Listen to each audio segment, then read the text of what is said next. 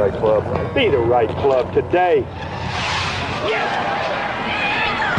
Johnny, that's better than most. How about in? That is better than most.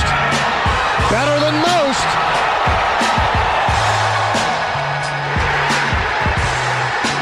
Expect anything different?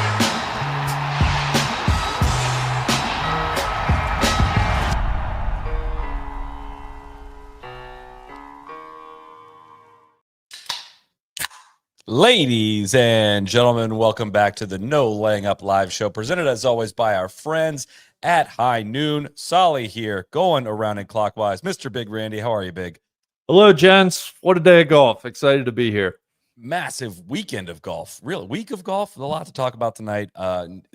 Somebody gets excited to talk about the women's game and the men's game and is going to have takes on pretty much everything.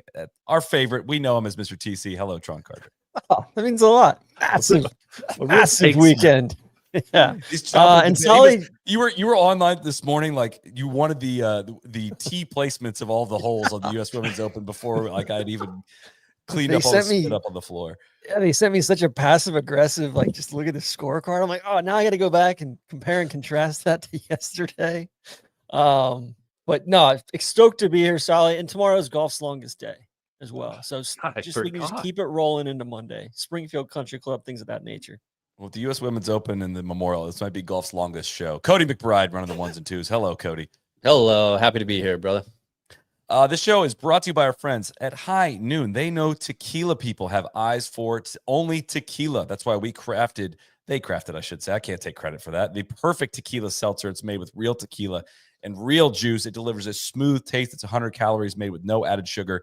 Just premium ingredients that taste as real as the vibe. They got 6 delicious flavors: lime, strawberry, passion fruit, blood orange, prickly pear, and grapefruit. Guys, if I'm being honest, I've had 4 grapefruits saved up in my fridge because it's what I save for last. I don't like grapefruit in general. Just took a sip of this. It's delightful. I'm not a grapefruit guy, and their grapefruit tequila seltzer is fantastic. So I salute them because I don't drink Palomas. I'm not a grapefruit guy, but they're credit to High Noon. They do not make a bad seltzer.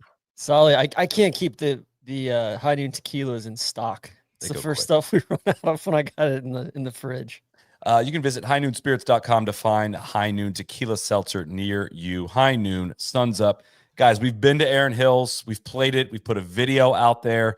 We haven't played it quite in U.S. Open conditions, but one thing we walked away from, we knew you need serious distance and you need spin control. You need to hit the right windows with your ball flight. You need to be able to count on your golf ball to do exactly what you ask it to do. That's why this week at the U.S. Women's Open, 102 players to get up a Pro V1 or Pro V1X golf ball. That is 6 times the total of the nearest competitor. Yes, I said that right. 6 times the total of the nearest competitor. The champion, Maja Stark, teed up a Pro V1 in claiming her first career major title. It's just, I mean, the control she had on all those approach shots, especially on Sunday, was she was pin high the whole time, just almost never threatening to make bogey. And they did a great job highlighting some of the slopes and why those shots were really difficult and why the golf ball was important in that moment. Morgan would have chalked it up to luck.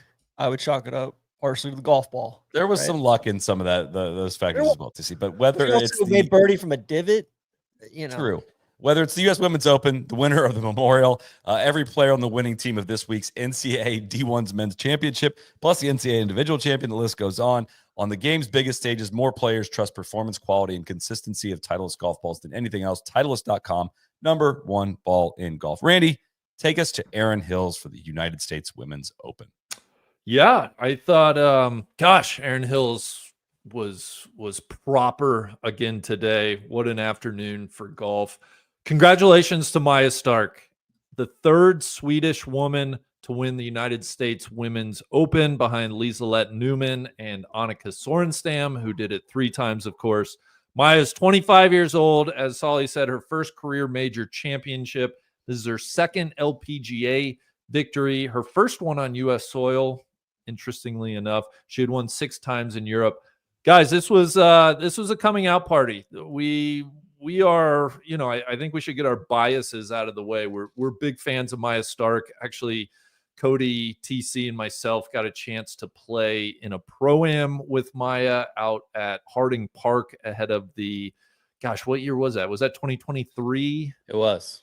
International Crown event. Yeah. Just had the best day. The weather was crappy that day, but Maja could not have been any nicer, any more enjoyable to chat with. So since that time, I think we've all left that day just rooting for Maja and also, quite frankly, expecting big things out of her. She had made a couple of Solheim Cup teams, her first being 2023. She played last year again, 2024.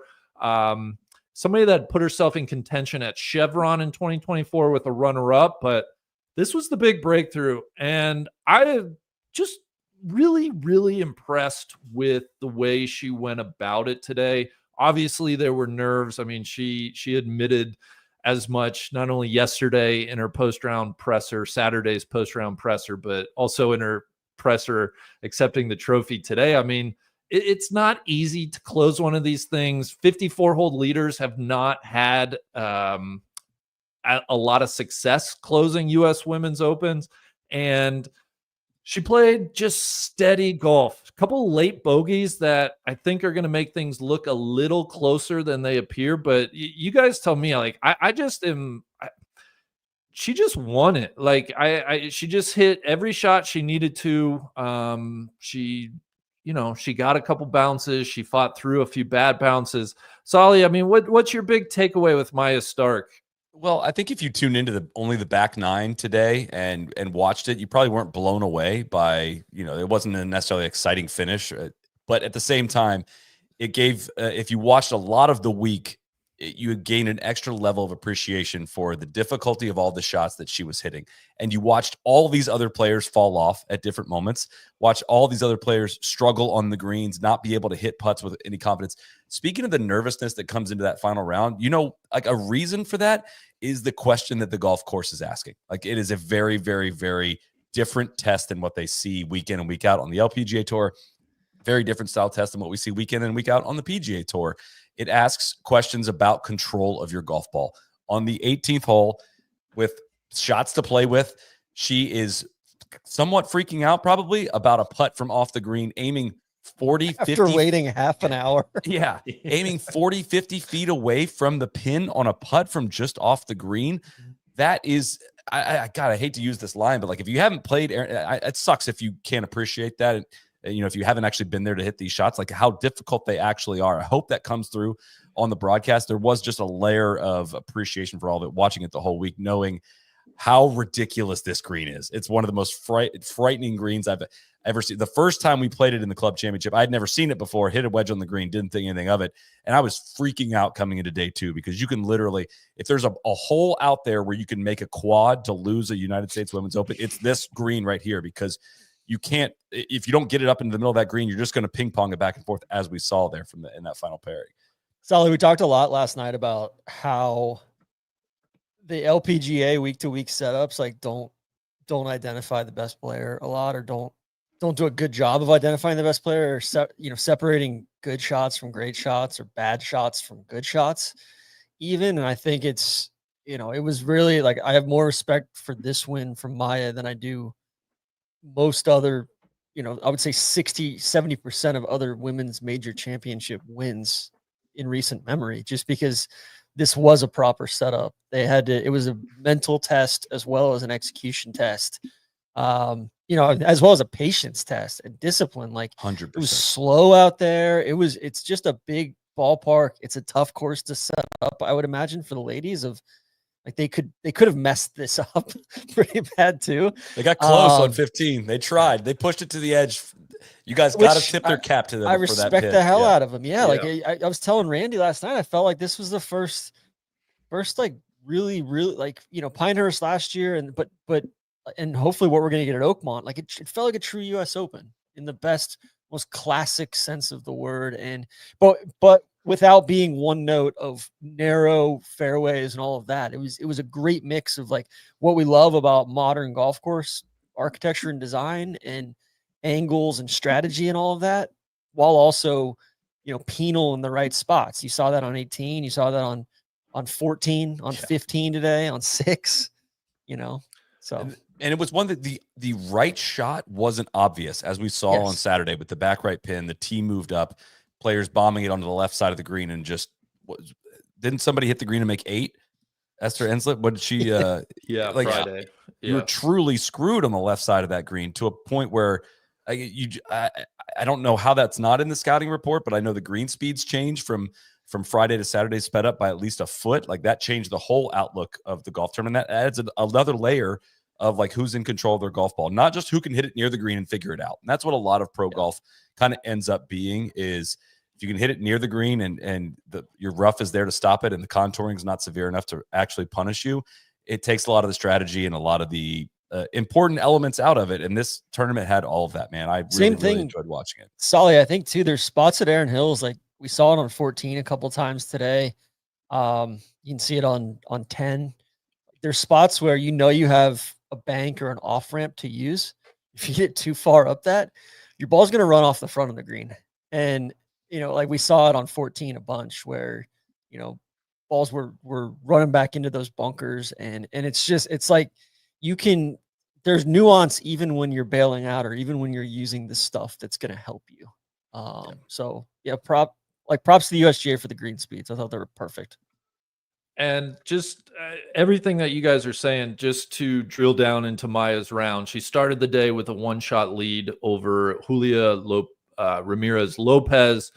And Maja went out. I thought the second hole was pretty important for Maja. She hit not a great second shot. The pin was very far back on number 2, which is another one of those diabolical greens. Her approach came up short, rolled off the front, and left her an early chip, right?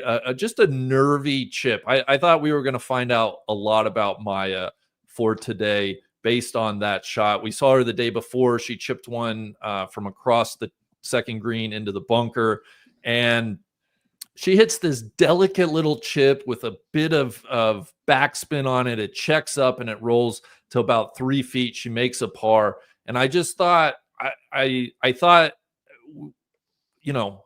shout out Yeti coldest moment, but like that was the point in the round where I'm like, oh, okay, she's not super jittery. She's not overly nervous. She would go on to make par on that second hole. She would par the first 5 holes. She ran in a 20-footer for birdie on number 6. And I thought finding a birdie before her first bogey was a very important thing, certainly in hindsight. But when you're going into a tough test, a U.S. Open test with a lead, it can be really hard to keep your foot on the gas. And things did tighten up around the turn. Nelly was one back at one point. A couple of the Japanese women were one shot back, but Maja never fell out of first place all throughout the round. And I thought that was super impressive. The other big moment, if we're kind of going through her scorecard, was I had mentioned Nelly went out. I believe Nelly was 2 under on the front 9 and had gotten it to within 1 of Maja. And Nelly's playing the 13th. Maya's playing the 11th. And essentially a 2-shot swing happens pretty simultaneously. Maja rolls in another really impressive, I don't have the distance, but probably a 15, 20-foot birdie putt. Nelly makes a bad bogey on 13, misses like a 4-foot, 9-inch par putt. And all of a sudden that lead gets back out to 3 shots. And from there, I mean, it was a bit clinical coming in from Maja. Like I never would have guessed she was trying to close her first major. And again, just props to her. This was this was a true U.S. Open test. I was just very impressed with her all day. Randy, she had a great 2-putt on 10. And then the birdie on 11 was nails. That was awesome. Great shot into 12. And it was like, that was the stretch where it was like, she's doing this thing. That was when she got to the back nine. I will say, and I know they were harping on it maybe a bit too much, but she got some good fortune on that front 9. She had a ball inexplicably bounce over a bunker on the 5th hole, finned it into 6, like the perfect fin shot into the false front that skirted up and added to a bird. Ended up becoming a birdie. There was and then the bounce on 14 was.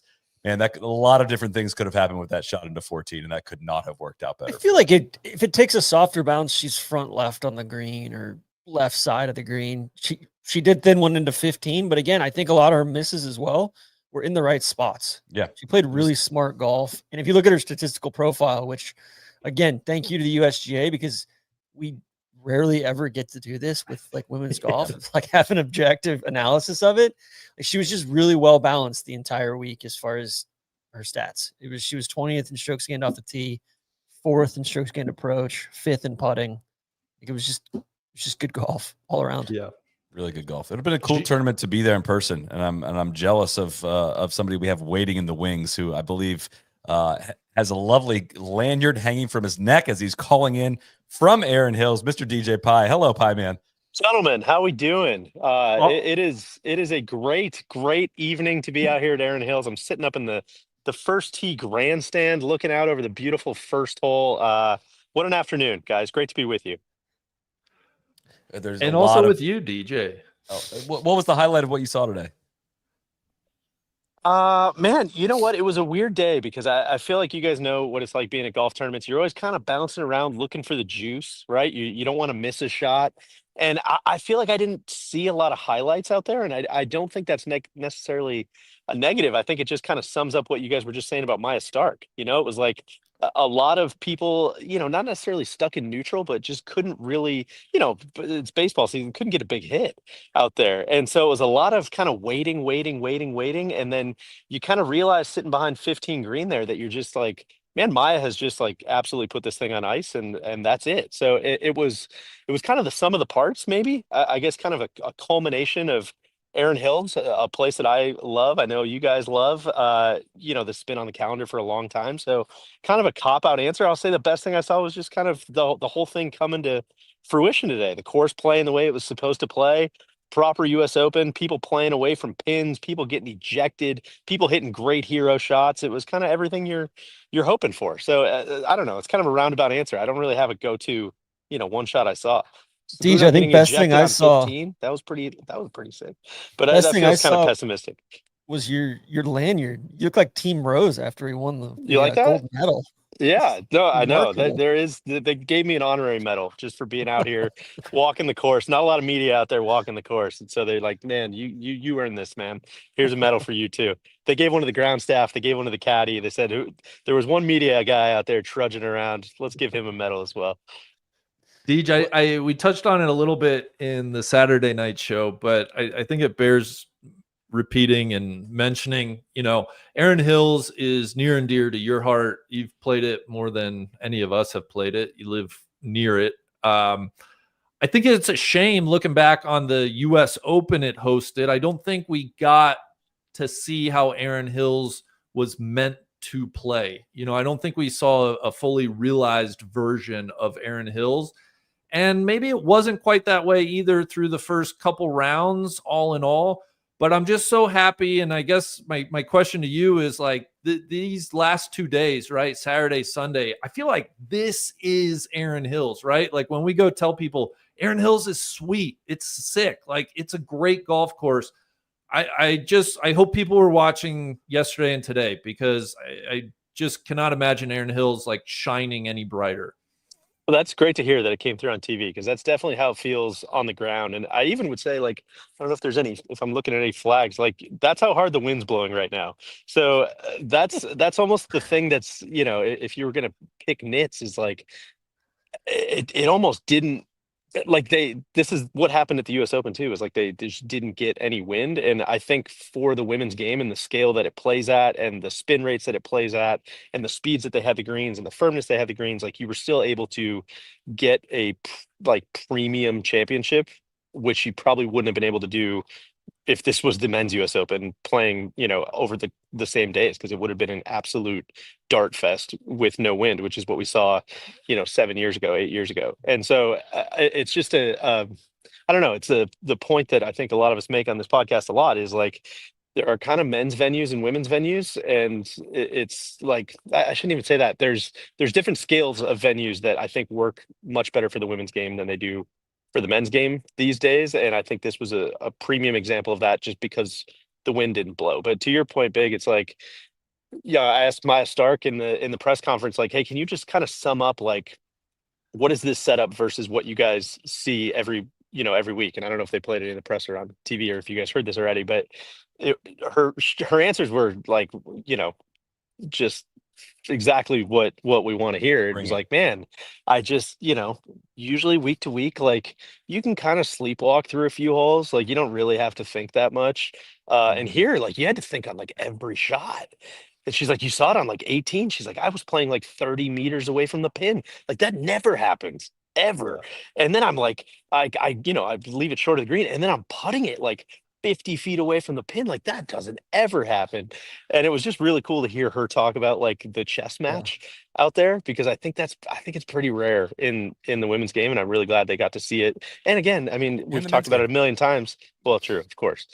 But we've talked about it a million I times, mean, but like there's a they're lot going to of see it at decent- Riv, they're going to see it at, Oakmont, they're going to see it at all these other places that the US Women's Open's going in the next couple years as well. So Solly, I mean, like I would say if there's a big criticism of the LPGA Tour, it's like the way that they set up golf courses. Like the PGA Tour, there's some really good setups out there and some good courses. Like if there's one thing other than like the TV product or the app that the new commissioner needs to focus on, it's like, more thoughtful venues, which I know is tough. There's a lot that goes into that, and it's just better setups to like identify the Nellies and the Maja Starks, that like the week to week setup just totally gives away some of their advantage. I meant more of just like all she was talking about with that putt at 18 was Oh like, yeah. I don't want to hear, why do you guys hate quail so much? It's like that right there. Because that's what I was into. locked in all weekend. Yeah, that's the shit I'm into. Because of the golf course and the ladies. And I think like to Erin Hills' credit as well, it's really early in the season and the course still played wonderfully. Like it's, I can't believe it, man. It looks Well, like it's like it's I August can out here. attest. It's nuts. Deej, I mean, you can obviously attest. It's been a shitty spring, and we were up early this past week in Milwaukee filming, and talked to some supers that were helping out at Erin Hills. And honestly, you guys know I'm the biggest super supporter there is. I support the superintendents. Like kudos to them, because the weather that has been in and around Milwaukee thus far, like the course, where they got the course is really impressive. Yeah, well, 1,000%. Yeah. It's great. And I think the other thing is like there's a lot of courses in this area of the country that kind of look like this. When you roll up to the gates, they're big properties, and they seem like they play the ball on the ground, and they really don't. Yep. And out at Erin, like you guys know from watching the telecast, like the ball's on the ground a lot. That is half or more than half of the challenge out here, is just and you don't know what's going to happen. Yeah, that's the whole fun of watching. Best. Exactly. Yeah, Deej, exactly. you said it well last night too, of just like being able to go to a tournament and not bake in the sun all day, or be able to park on site or do stuff like that. Like, I think if the PGA Tour wants to improve their TV product, look at taking like one of the events that jumps around a little bit. Look at taking it to Erin Hills in August. It would be killer. Yeah, totally. Be awesome. Deej, what any comment on the crowd out there? There was some chirping on the social media app, the X. I don't know if you're familiar with it. The everything app. The lack of energy kind of out there. I know it's a big property. You were out there Saturday and Sunday. Can you compare the crowds both days? Did it come through? It didn't come through great on the telecast, I'll say today. Sure. I would say two things. This place is about 5 billion acres. Hard to make this place look full. I'm sure there could have been more people. I think a lot of it was like, it's really hard to express just how much every single person I ran into today wanted Nelly to win. Everybody who's here is out there following Nelly. The media people NBC all want certainly did. Nelly. NBC probably wants Nelly. The trophy engraver wants Nelly.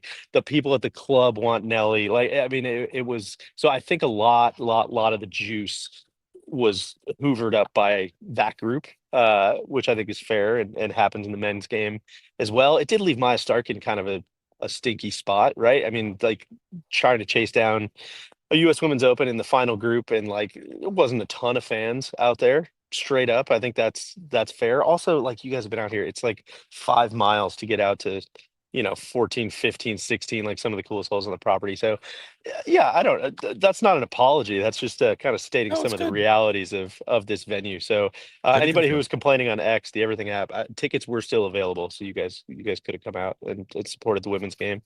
I didn't see any of those guys out here. Well, I certainly would have rather been out there than listening to Morgan and and Tom and the gang on Okay, NBC. we got some Amsterdam stuff, DC. Hang on to that. Deej, you mentioned the venues, or somebody mentioned, venues certainly matter. Mike Wan led with it in his speech. Next year, they're going to Riviera, Inverness, Oakmont, Pinehurst, Interlaken. I think LACC, Chicago, Marion, all on the docket in coming years. My question to you, I would love to see this championship, at least for the women, come back to Erin Hills. There are no future dates back at Erin Hills as it stands right now. But I guess not only DJ, but TC, Solly, like this feels like a great venue for the United States Women's Open to me. I agree. I mean, I hope that they do come back. I'm sure that, I don't know. I haven't talked to enough USGA people about this. I wonder if they're trying to set up a somewhat similar anchor site type of mentality with the women, like they're trying to do with the men. If that is the Oakmont's, Pebbles, Rivieras, like if that's those types of golf courses, I would understand it. But I hope there is kind of a Midwest anchor site in that rota, and I think Erin Hills fits the bill. The way that all the tournament organizers talk about this place and how easy it is to have a championship here, I think certainly bodes well. The turnout was pretty good, all jokes aside. I mean, I seemed like there was a lot of walk-up traffic. The weather was great, so I'm with you, Big. I hope that the players seem to really dig it and how different it was to the week-to-week challenge. So hopefully there's more to come. But if it's not, the US Women's Open or the US Open or anything like that, I mean, I think there's like 4 USGA championships still on the books to be hosted at Erin Hills. Whether it's like I think it's US Junior, maybe a US Amateur down the road. I think a 4-ball. There's a couple of there's definitely a couple more USGA championships on the book. So it's a friendly site for sure. Deej, I got good news and bad news. The good news is bangers only, like you said, Oakmont, Shinnecock, Pebble. Although I'm a little bit worried about the crowds out in LA. They don't really turn out for the men. I can't imagine what we see at Riv and LACC. But the bad news is the next opening is 2037. And then after that, 39, and then 41 and 43. So they're the farthest one that they've announced out is 2048. Even if it's not an anchor site. I'm holding those dates on the calendar, TC. Yeah, exactly. I got 2027 U.S. Amateur 4-ball is going there. We have, sorry, there's a stupid website. Make you scroll. Honestly, the ball might be too short for the women to go there. The U.S. Women's Amateur 4-ball in 2030, U.S. Women's AM 2033, 2035 U.S. Amateur, 2039 U.S. Junior. So they're going to be around. A lot of high-level golf out here at Erin Hills to come over the next decade. God, Charlie might be in that U.S. Junior. I know. Maybe taking on Freddie, depending on how, Freddie still has eligibility left or where he's at. I saw he was beating up the PGA Junior League. Yeah, back-to-back weeks, man. Or back-to-back days. They won today again. So, Deej, I thought you said it great yesterday too. Like where you were talking about this tournament felt like going to the British Open more than it felt like going to, a US Open or like a LPGA event, and it just felt big too with like the USGA branding and everything. They do such a good job of staging an event with the flags and the grandstands and the tee markers and the flag. Like everything is just, it feels big and grand and prestigious. It really does. It really, really does. And I think what's kind of crazy about the USGA is how, if we're looking back, I mean, it's kind of funny going back to Oakmont this year, because I would say that Dustin Johnson US Open was probably peak, like the USGA or clowns era. And it's just funny what was that, 7 years ago or so? It's funny what, like, over 7 years, at least just speaking personally, how my perception has changed. 9. Wow, really? 2016. God, just walks into the ocean and admits his old age. But it's funny how, well, listen there, less than a decade. It's funny how less than a decade, what my perception of the organization is, which is coming to this championships and just seeing like this stuff they care about. I know some of this can feel like window dressing, but hearing Mike Wan talk afterwards about like the stuff that they're prioritizing, seeing the way they treat the women's Open, pretty much the same as the Men's Open, seeing the purse increases, seeing what they do at the US Junior and the way they stage like all these tournaments consistently. It's like, I don't know, man. I hate to do it like in a backhanded way, but you kind of look at that versus like the PGA of America, or the way that they kind of treat their organization, which is like smash the windows of the Ryder Cup, grab as much fucking money as you can, and like we'll see everybody in 4 years, is kind of how it ends up feeling, I think, to the golf fan. And I just don't feel that with USGA. And I think then you layer in all the equipment stuff, you layer in the testing stuff, you layer in all the like, I don't know, maybe it's just me like getting gray hair and getting older, but I'm like, Drinking man, the you know what? Kool-Aid. Somebody should be looking out for like the game, right? Like, and I think that they're good stewards of that. So I don't know. Maybe I sound like an old fuddy duddy these days, but it's kind of heartwarming to see it in person. It was way more fun to just rip on them back in the day with I know. Shinnecock and Exactly. everything. These It guys was aren't way even more fun. pros, man. These guys Shinnecock aren't even was pros. Speak for yourself. We were, I will we weren't ripping on them that at was all. like peak USGA. Yeah. And the only thing I'll say to balance it out would just be shout out to Maja Stark. Right, that was That's tough. Yeah, that was Big Fred. that's tough. That's a tough walk off too. I mean, I guess he's got Oakmont, but he's in his last year. It's a contract year. You can't be doing that stuff. Shout out Scooter Scheffler.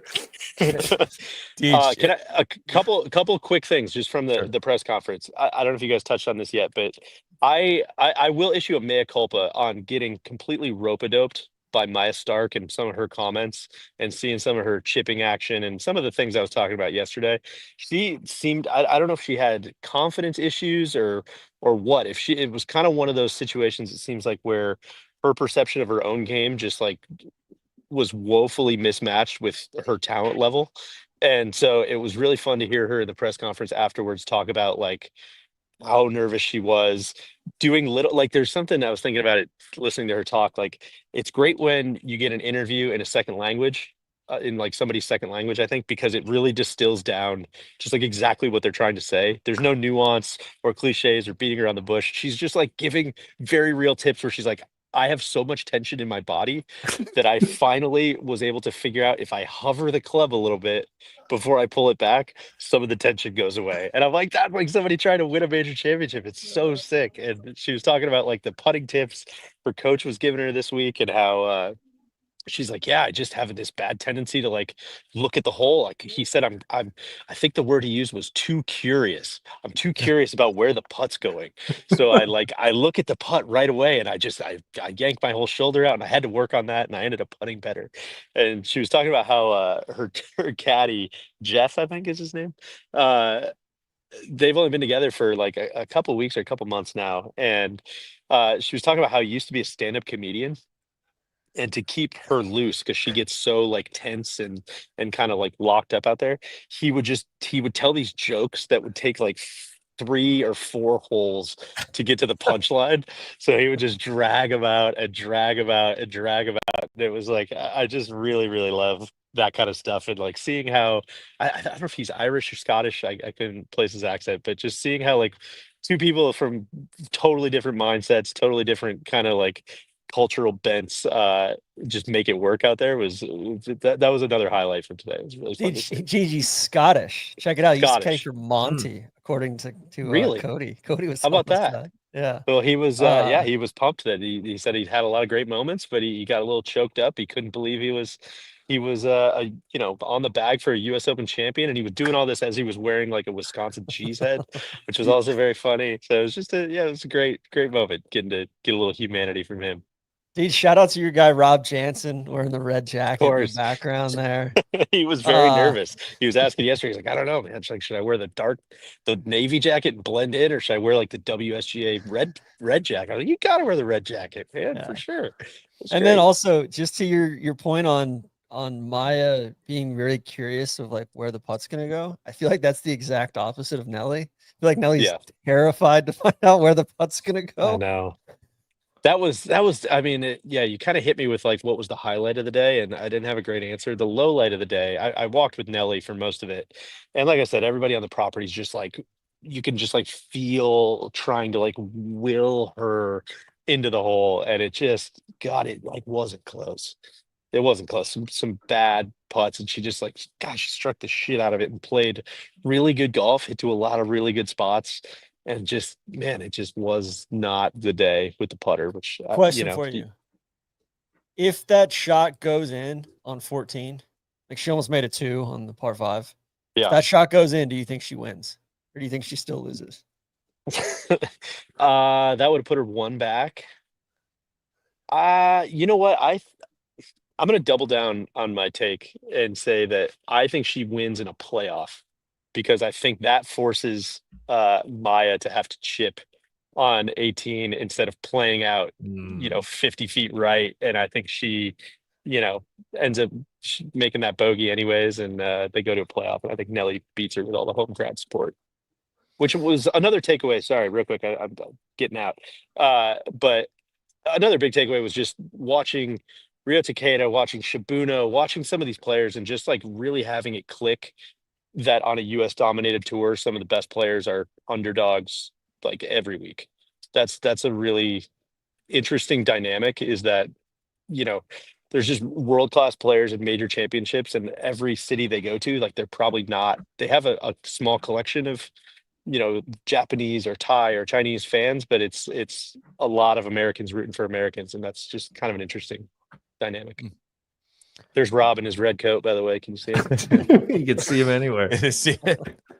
Any parting thoughts, Deej, before we let you go? No, just a great week at Erin Hills, and I hope everybody had a good time tuning in, and great to be with you guys. Deej, don't at me, but I think this is a far better Ryder Cup venue than Whistling Straits. I was on that block 4 years ago when I played Yeah. here one time. I don't get it. Whistling Straits is a bloodbath to walk around. Erin Hills, it's a nightmare. Erin Hills is like, it's a long walk and there's a lot of space, but like it couldn't be easier to see. And there's so many hills, and I could not Great match agree. play course. Could not agree with you more. It would be like, it would win that match like 7-6 against Whistling Straits. It's almost like IMO. they're just not going to the best venues for this event. But Mm. Adair Manor aside, PGA of Adair's America, gonna be do they sweet. run that? Yeah, Adair's gonna be sweet. I Anyways, mean, but think Deej, about all the corporate hospitality space too. that's what I'm saying. They're not Right? in it for the right reasons. It's God, the so 31,000. big. Yeah. It's so big. I don't know. Deej, we're gonna let you Okay. go. Thank you so much. Safe travels home, and we'll see you soon. Good to see you guys. Hey, love the show, guys. Keep it up. Love what you Thank guys you. are doing. Feel Yeah. free to call in anytime. Guys, DeleteMe, a new sponsor of the No Laying Up podcast. DeleteMe makes it easy, quick, and safe to remove your personal data online at a time when surveillance and data breaches are common enough to make everyone vulnerable. DeleteMe does all the hard work of wiping you and your family's personal information from data broker websites. Take control of your data and keep your private life private by signing up for DeleteMe. Now, a special discount for our listeners today. Get 20% off your DeleteMe plan by texting NLU to 64000. The only way to get 20% off, text NLU to 64000. That's NLU to 64000. Message and data rates may apply. Welcome, DeleteMe. We're gonna have some fun with Solly, that. I feel like Julio Lopez Ramirez used DeleteMe to get herself off the leaderboard there at the end. Guys, we kind of beat around the bush there, but beat around the horse. Yeah, beat around the horse. Excuse me. Nelly Korda. We mentioned her. I think everybody there wanted Nelly to win, from people on the ground to obviously the commentary team. We'll get to that later, but another disappointing finish. But I think she went about it the way that we kind of wanted her to. Big. I don't know if you have any thoughts there. I do. I have a few thoughts. One, just to put a fine point on the putting, if you go into the weekend, Nelly lost about, what would she lose? Strokes gained putting today was 3/4 of a shot. Yesterday, 2 shots. Okay, so I don't know, call it not quite 3 shots. She lost putting to the field over the weekend. Compare with Maja Stark, who on Saturday gained 3.7 strokes putting, and today gained another 1.37. So you almost have like an 8-stroke difference there in just the putting between Maja and Nelly. Nelly hit the ball beautifully. I want to retire.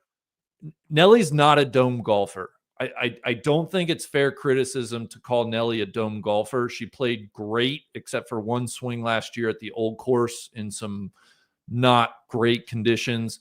She hit the ball fabulously this week, certainly good enough to win this championship.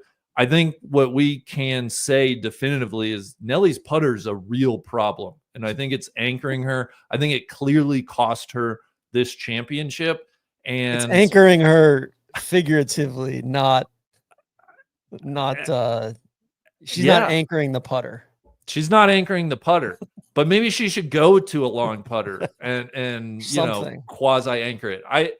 That's my big takeaway is even going back the last few years, like if Nelly putted like a top 30 person, which isn't like, that's obviously really good putting, she would have a few more majors if she was just able to putt the ball better than she has been. So I guess, Cody, that's where I don't want to, I don't think it's fair to Nelly to call her a dome golfer or she only shows up when the conditions are easy. I thought this week, I thought last year at St. Andrews, I think that's been put to rest. She got off to the start that we wanted. Birdie right out of the gate, couple pars, got to 6, first bogey, but then immediately bounced back with birdies at 7 and 8. Really good birdie at 8, and then made the turn, and we're like, okay, this is going to be a championship. It's finally going to happen, and it's just like she has no confidence. I sent in our Slack, I was like, you know what? It's crazy that she's the number 1 player in the world and has been for almost 2 complete years now, and like there's just no intimidating factor at all. Like when she stands over a putt, I'm like, yeah, there's like she's not going to make it. So what do you think, Maja and the rest of them? They're just like, well, yeah, like all she had to do was shoot even par, and that's exactly what she did. And she's like, I'm going to win this because I don't think Nelly is a golfer right now who's going to like run somebody down. And it's crazy. TC, you talked a lot about how she looked out there. Any thoughts? Yeah, I just think, she just looked defeated. Like she's hitting great golf shot after great golf shot. And you could tell after like the first few holes, she just looked like somebody kicked her dog or something. Or, kicked her horse, right, Solly, and beat her horse. And I think, like, I know that feeling. I lived that life for like that was my whole high school career. It was like hitting green after green and having like 38 or 40 putts in a round. It sucks, but also like, and she's that playing is my like game, world-class golf. But I think also like the greens had slope on them. Right? Like you got to putt well, you got to read the greens well. And like, it didn't seem like she did either. Like some of the putts looked like she was hitting them with like the freaking head cover on. The speed was so bad. This is a test. I mean, these greens are a test of your putting skill. I mean, that sounds silly, but like, technically every week your putting skill gets tested. Not like this. I mean, straight up, like when I go play competitive golf tournaments and greens look like this, see ya. I'm ejected. Like it is meant to expose a person that putts like me. I'm not built for that. I'm not that dude.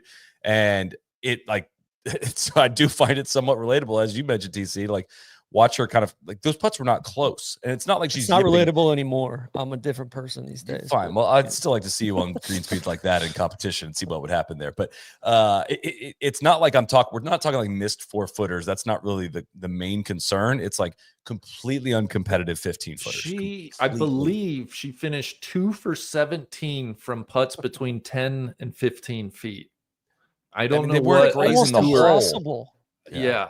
And quite honestly, it looked like she was, I granted Erin Hills, you have to maybe lag a couple of those, but even the ones that were like, she just hit some putts where I'm like, is she lagging this from like 12 feet? Like, what are we doing? It didn't look like competitive. Like, how has she not tried the claw or something else? Like, it's kind of like where Scottie was a few years ago, where it's like, dude, just try something else. Introduce a variable. I mean, she bounces back and forth between those putter heads all the time. That's kind of been the issue this year, is that she putted so well with her like traditional answer style putter last year, and now she's back in the mallet, and we went from a lighter mallet to a heavier mallet, and like nothing's working. Yeah. It's still, to me, it's like I've always felt this too in tournaments where like you can't like prepare for what happened this weekend. Like there's no greens that are maintained like that anywhere in the world. Like they push them for a select few tournaments. Like honestly, you're better off putting on like a hardwood floor to try to get like your stroke dialed for greens of that speed, because it's not nearly the same thing as putting on a putting green. Even the putting green at the actual championship, I guarantee you, did not compare to what those greens were like out there. Yeah, I think I don't know. Just the putting in general this week was not great. The caddying and the putting were tough. It looked like maybe she needs to be like Big Tone and putt one-handed. We can get to that. Guys, coming. Yeah. Y'all are in trouble. So this is. I think this is low-key very disappointing for Nelly. Kudos to her. She gave a brief interview after the round. She was actually like in pretty good spirits. I was a little, I don't know, surprised by, she was just like, oh yeah, I missed some shots, it was a good week. But God, going back to St. Andrews to close 2024, she had a real shot to win that. I thought this week she's going to look back and be like, I hit the ball. I mean, she was top 10 and off the tee. She was top 10 approach. She was top 10 around the greens. It was simply the putter. This was a big missed opportunity for her. Guys, she hit 27 of 28 fairways on the weekend. Yeah. She missed one fairway on the weekend. That was today. And like top 3 longest players in the field? She was third in driving distance. Yeah, like crazy. Yeah. And same deal with Lynn too. Lynn couldn't make a putt to save her life. Like she couldn't throw in the ocean today either. So a lot of short putts out there. I mean, Mao, they're all of them. I think real quick on Nelly is that I think I was really proud of her coming down the back nine, being super aggressive at 14, hit the shot like when she needed it most. And, didn't come out of there with 3, but walked away with birdie. That's fine. 15 played. That eagle putt was like horrible though. Like that was part of the, we didn't steer the hole. Yeah. But I think other times we've seen her like not take the aggressive line, even on 18, like a disaster, right? Of what ended up happening in the bogey there, but like hit the shot because she was trying to make something happen. And most of the time you don't really see Nelly doing that. Yeah. Yeah. I mean, she has a superpower. It's her ball striking, especially off the tee. So like her floor is incredibly high for a tournament like this. And like, again, it was asking a different question. And I didn't feel like she passed. I know she finished second and is very close to winning, but it still did not feel like a passing grade to me. That's incredibly harsh, but it just did not have the finesse she needed. Didn't 7-wood feel like a lot of stick into 18? I mean, she from like 205. I think her bag setup is like she has 7-wood, then she has a 4 hybrid, and then 5 iron. I don't think she could get hybrid there. I'm not sure anybody was getting it close to that hole. Like that seemed like, let's play it out right. Let's use the chipping game that's been exceptional all week and get up and down for birdie. I don't know. Rounding out your top 10. Let me round out the top 10 and we can drill in anywhere you guys want to. Nelly Korda tied for second. She tied with Rio Takada, who shot a final round. Takeda. Sorry, Poosh. Shot a final round 72. Heejin Choi went out early, posted a 4 under 68. She was part of the group tied for 4 at 4 under. Running Yin was part of that group. Mao Saigo, disappointing weekend for her. Still a top 4 finish. Tied for 7th, Hanako Shibuno was one of the women. She was, I think, 1 back at some point. She was, God, DJ was saying hitting some of the clunkiest irons, but she's a golfer. Yeah, she knows how to get the ball in the hole, especially at majors. She's awesome. I mean, I love it whenever she's in contention. Her magic ran out down the stretch. She had a tough double at 15 and then bogeyed 18. Also tied for 7th, Haley Cooper, guys. This is a name I candidly did not know. Just want to give her a quick shout out. She plays on the Epson Tour. She graduated 2023 from Texas A&M. I just get a kick out of this. Her career Epson Tour winnings are 108,000 to this point. And I should mention she's 8th in this year's race for the LPGA. Today, she took home about 358,000. So she great week for Haley Cooper. And then TC, real quick, do you feel vindicated on the 15th hole after what happened in the club championship, after what we saw this week?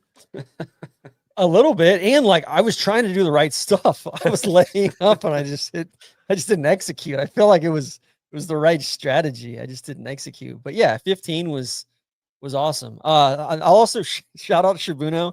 She lost strokes approach play this week and still finished T7, which is remarkable on a course like that.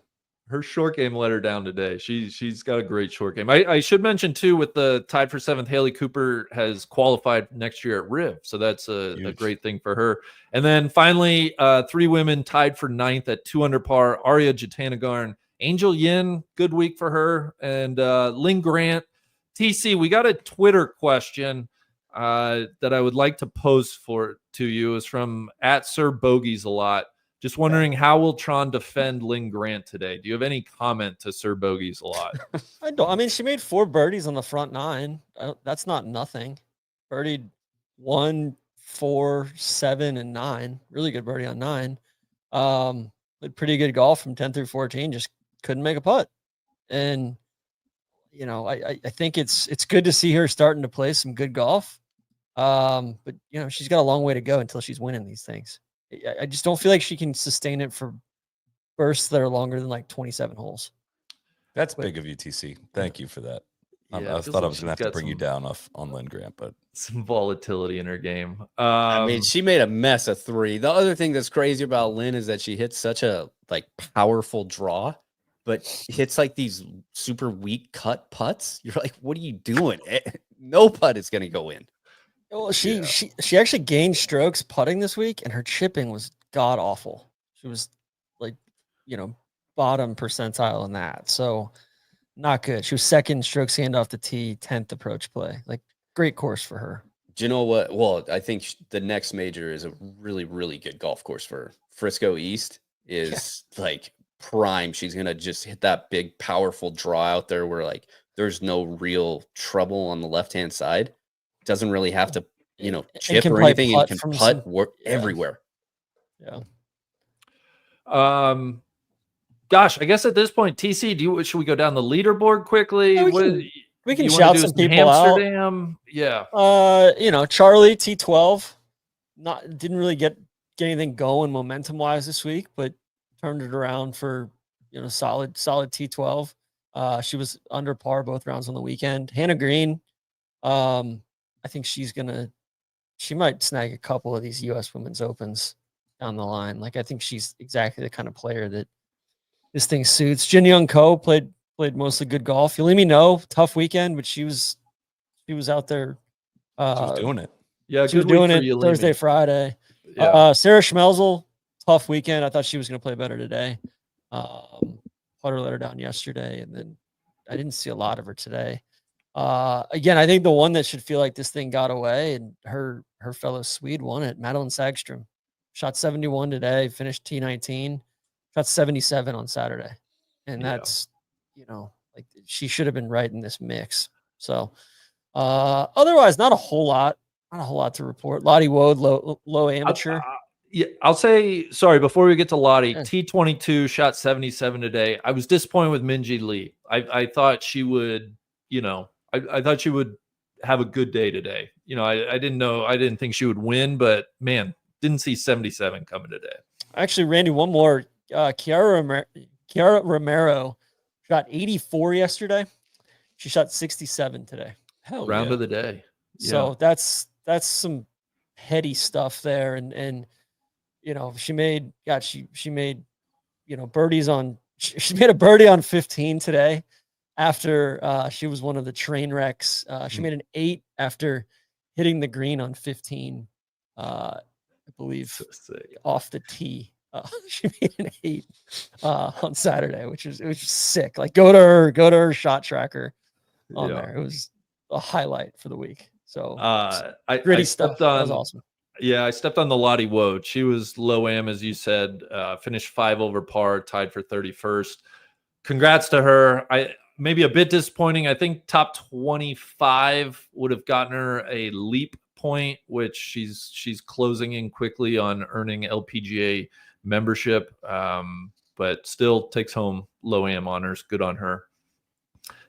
As far as the broadcast, TC, you want to get some stuff off your chest here?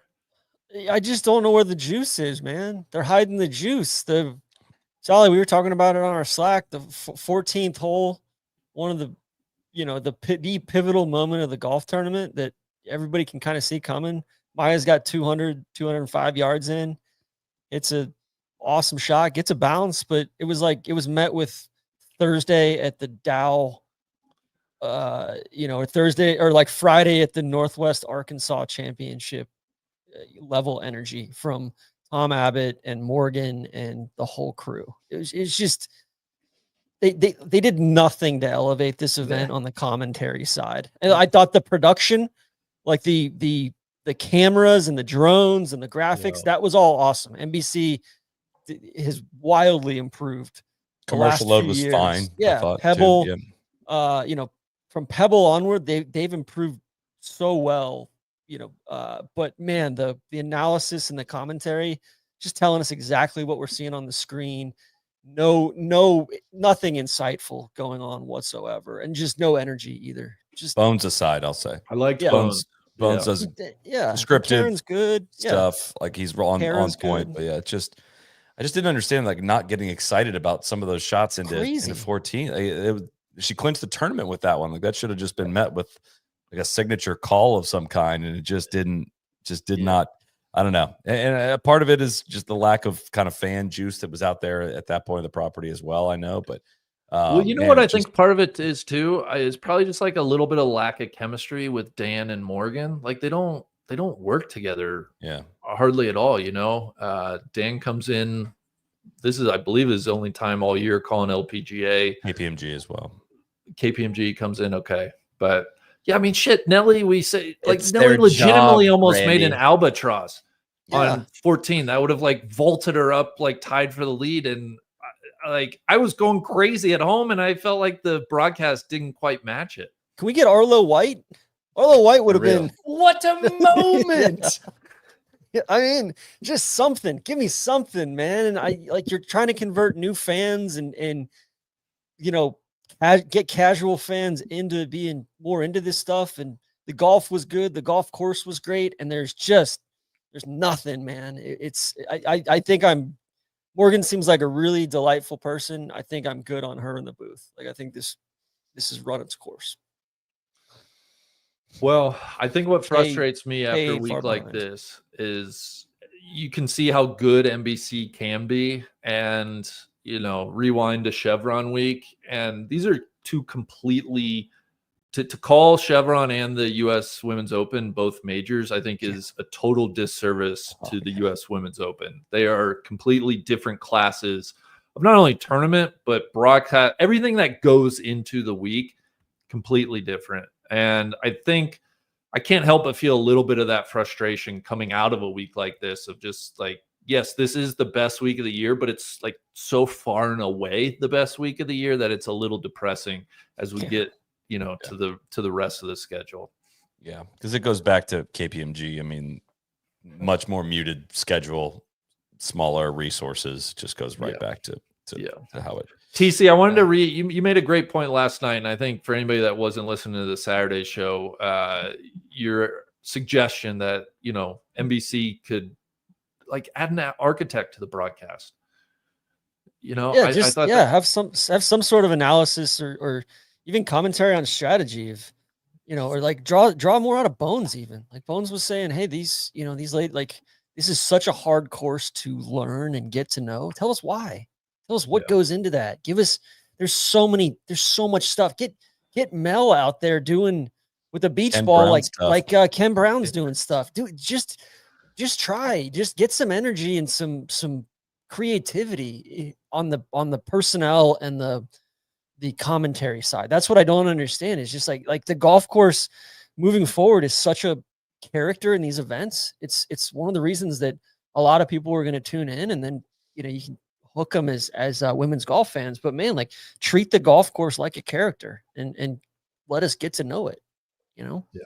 Yeah. Any final news or nuggets that you want to share from before we get to Memorial? Yeah, I just had a couple things.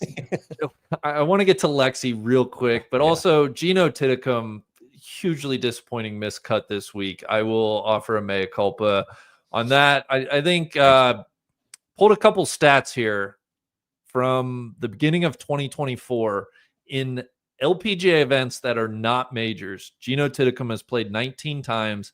She's got 3 wins, 17 top 10s, and 1 missed cut. In 7 majors since the start of 2024, she's got 2 missed cuts, 1 top 10, and hasn't really competed at all. I'm not willing.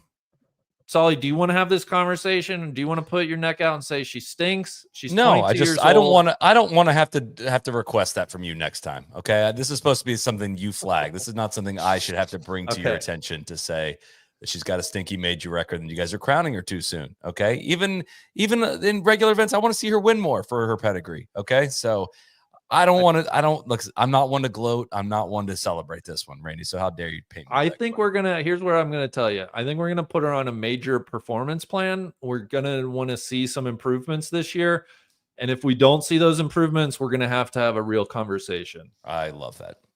Guys, looking at her stuff, she's never won an LPGA tournament on like a real golf course. Probably. She's won it. I know you don't Aviara, like Glib National. She's won Liberty National at 17 under. Like she wins Birdie Fest. She wins when it's 17 to 25 under par.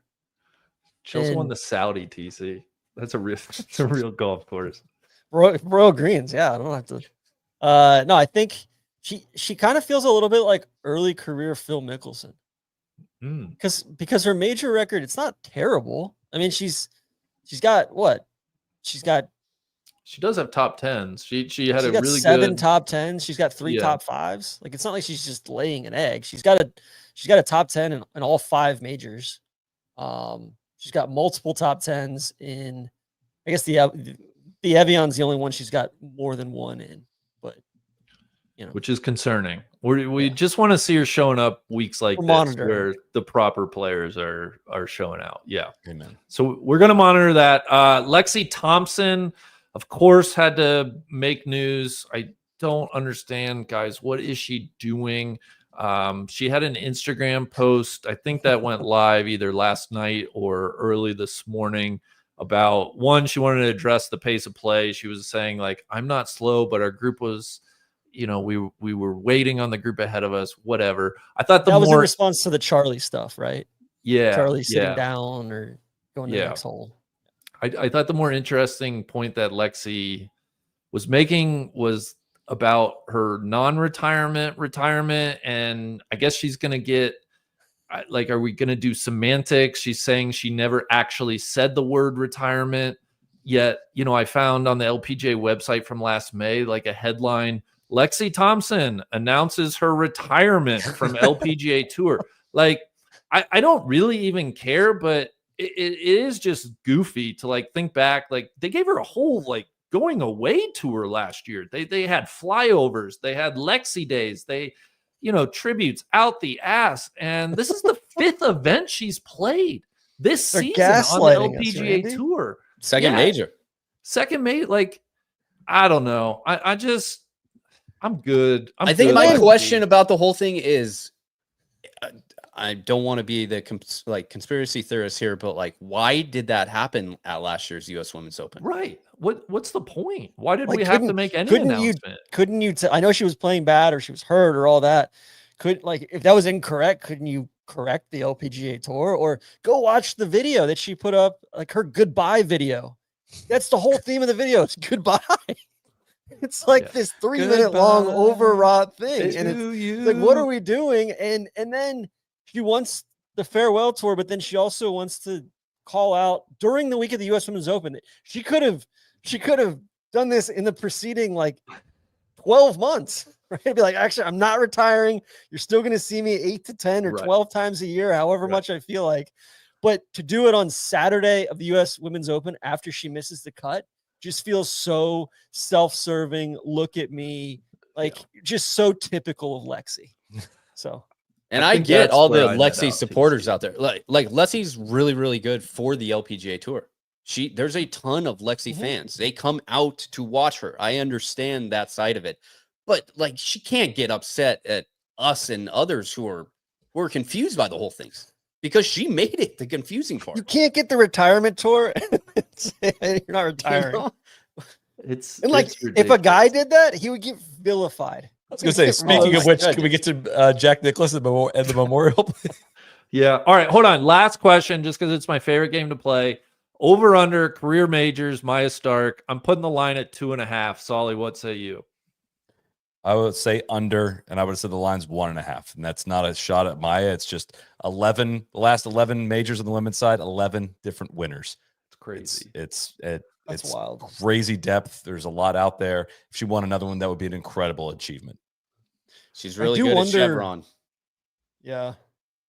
I do wonder as well, like Maja, in having played with her and talking to others, it seems like she almost has like a criminal lack of self-belief. like I don't think she knows how good she is or operates that way. So it's like, maybe this changes things for her too, right? Maybe it turns her into a more confident player. I mean, if you would have asked any of us a year ago, 6 months ago, last month, of that Swedish national team who was going to, be in actual contention and then win their first major championship, knowing the Ludwig was close on a couple Masters, but I don't think we would have chose Maja over Lind. Yeah. And I think it just I think this is like a wake up to her. Everybody's always told her how good she is, but she's always kind of been in the shadow of everybody else. And I think now, hopefully this is like, no, man, go out there and do more shit, be more confident, do it. I would say to LPGA Ladies European Tour leadership, get a Solheim Cup in Sweden. Get one at Olna Golf Club in Sweden. It would be such a good venue for or it. back where the fuck where do we play at Barsebäck? Yeah, Barsebäck or even Bruhoff. Like, get it up there. You got more coming up through the pipeline with Ingrid and there's a couple at Stanford. Like, there's so many Swedes coming through. So. Yeah. So I think you're exactly right. I'll join you. If she wins another one, it's fantastic. 3 is going to be a tall ask. So amen. Yeah, I think with that we can. You want to shift to Columbus and the Memorial? Massive week. We might end up circling back on some US Women's Open stuff. Stay tuned for that potentially. But I want to give a shout out to our friends at Yeti. Doesn't matter if you're looking for hard coolers, soft coolers, mugs, or more. Yeti has it. Father's Day is right around the corner. If you are looking for gift ideas, if you want to send your spouse, if you're a male listening to this and you want to send your spouse some hints, go to Yeti.com. I got a lot of great options. Give the gentle nudge. They got all kinds of great customization options as well. You can customize their mugs, their bottles, the hard coolers, the dog bowls. They can customize it all. Even the Rambler French presses, they can customize. So check out their complete offerings at Yeti.com. Guys, you're not going to believe it. You're not going to believe who won the Memorial. It was unbelievable. It was just Barbara. Ben Griffin held a big lead on Saturday, but here comes that guy. Griffin made 4 back 9 bogeys on Saturday, and Scottie birdied 4 of his last 5 holes to take a 1-shot lead into Sunday. He threatened, but Ben Griffin was just not going to run down Scottie Scheffler on that golf course. But Scottie made birdie on 7, no bogeys on the front till he bogeyed the 10th hole when he drove it under a tree. Griffin was a bit more up and down. He bogeyed 1, but birdied 2, bogeyed 4 on a very, very bad 3-putt, but then made birdie on 5. The big flip was on 11. Scottie rolled in a 13-foot birdie putt, and Griffin missed from inside 5 feet for birdie. Scottie opened up a 3-shot lead when Griffin bogeyed 12, but Griffin made eagle on 15 after Scottie lipped an eagle putt, and then rolled in a bomb for birdie on 16 to cut the lead to 2, but he doubled 17, and Scottie goes on to cruise to a 4-shot win. You're not going to believe this either. Scottie is up to $86 million in career earnings with this win. 3rd all time. So much money. And he's coming for Rory. So it is his 16th career win, his 6th signature event, which again just came about. I believe this is the 3rd year of signature events. This is his 6th one. But remember when Mickelson said he might not win this year? He wasn't going to win. He called Joaquin better. He walked that one back eventually. But okay. yeah, I mean, again, out of words to describe the guy. He led the field in strokes gained tee to green, negative strokes gained putting for the week, and won the event by 4. Which was 34th for the week. So that was still like top half of the field, right? That's of the people that made the cut. Yeah. How many guys made the cut? There's 50 something that made 57? the cut. Yeah, 57 made the cut. But yeah, second in strokes gain off the tee, second in strokes gain approach. I watched a fair amount of it. I had second screen on a lot of it today, but it just never felt like it. You know, he lost strokes putting today, but it just seemed like he made all the putts he needed to whenever there was like that moment for even a second that it wasn't going to go his way. He just rolled the putt right into the center, and he's just that dude. And it's incredible to watch. I sprinkled a little bit of money on him earlier in the week and just like never stressed it at any point. It was just super easy watch. And it's just ridiculous, man. I remain completely flabbergasted by the talent of this guy to the point where, like, I know we've said the best since Tiger. I don't think we've acknowledged like how close to some of Tiger this is. Like 3 or 4 years of Tiger are untouchable and out of the conversation. But like, I don't think Tiger had 4 better years than like the last year and a half that Scottie's had.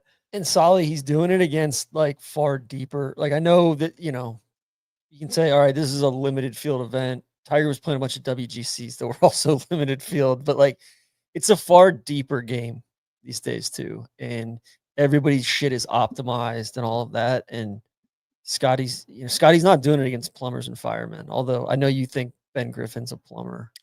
Actually, don't electrician think or something. I don't think that there's. I was going to keep a tally of how many times takes are forced upon me tonight that are not my takes. But Scott, it seems like Scottie's getting hot. Solly, that's what my sources are telling me. It seems like our boy's heating up. I meant to go look this up. I mean, what would you guess his odds are for the U.S. Open as of right now? Is he like? Is he under 3 to 1? I was gonna say like 3.5 plus 350. I would be surprised plus if he's 4. Less. I feel like he's been at like plus 450. I think he was plus 450 going into the Masters, right? He's plus 260 to win the U.S. Open. He was plus 280 to win this week. I mean, there was no Rory in the field. That hurt it a little bit, but Rory's plus 700. Scottie's plus 260. Are we going to see? I was thinking about this. Like, I don't think he's going to play an event where this would make sense the rest of the way. Maybe like CJ Cup, Byron Nelson would have made sense. Like if he was playing another one of those events, will we see a Scottie versus the field pre-tournament? One of those events. Will we see what? It's coming at some point, right? Yeah, we should.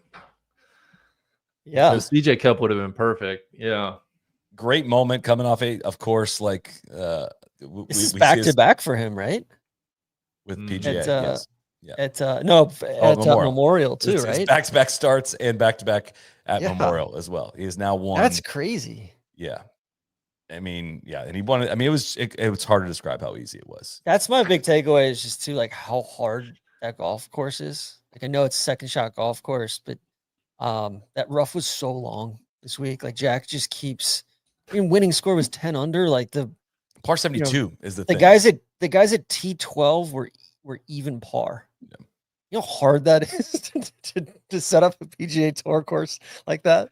I was watching Spieth and rooting for him, and he seemed like he was fucking absolutely everything up, and he just wasn't falling down the board. It was just that hard. I think I kind of bottomed out on Muirfield Village. Obviously, as a kid, that was the one tournament I went to on repeat, and I thought it was the greatest golf course in the world. I kind of gained appreciation for different styles of golf courses since then. I'm coming back around on it. Like there's enough, like it's a really, really good pro golf tournament. Yeah. Like it's very easy to understand the cause and effect. There's real punishment out there, I should say. It's a great execution test. There's not any strategy really to it, I wouldn't say, other than maybe I think 5. 14. Yeah, 14 a little bit, maybe 5, but it's a good execution test. That's kind of what the PGA Tour is. And it was good viewing. I mean, there's a lot of variability up and down, a lot of birdies and bogeys to be had. And it wasn't that golf that I hate, which is like miss. And it's like, oh, you're fine there. Oh, you're fine there. Oh, you're fine there. There's some bad stuff going on out there, TC.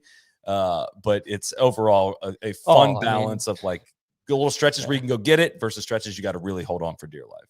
And the bad stuff is the stuff that Jack just keeps messing with. Like seven might be like one of the worst holes in the PGA Tour, and it's not even the worst hole on the golf course.